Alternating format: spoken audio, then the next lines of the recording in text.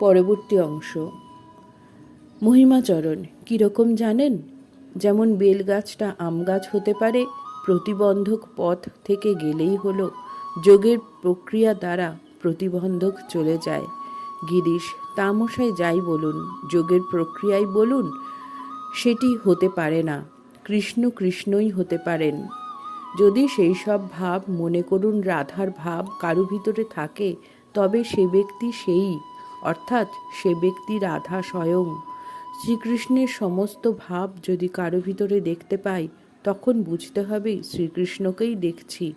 মহিমাচরণ বিচার বেশি দূর লইয়া যাইতে পারিলেন না, অবশেষে একরকম গিরিশের কথায় সায় দিলেন।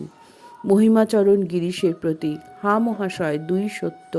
জ্ঞানপথ সেও তাঁর ইচ্ছা, আবার প্রেম ভক্তি তাঁর ইচ্ছা। ইনি যেমন বলেন ভিন্ন পথ দিয়ে এক জায়গাতেই পৌঁছানো যায়। শ্রী রামকৃষ্ণ মহিমার প্রতি একান্তে, কেমন ঠিক বলছি না? মহিমা, আজ্ঞা, যা বলেছেন দুই সত্য। শ্রী রামকৃষ্ণ, আপনি দেখলে ওর গিরিশের কি বিশ্বাস, জল খেতে ভুলে গেল। আপনি যদি না মানতে তাহলে টুঁটি ছিঁড়ে খেতে, যেমন কুকুরে মাংস খায়। তা বেশ হলো, দুজনের পরিচয় হলো, আমারও অনেকটা জানা হলো। জয় ঠাকুর।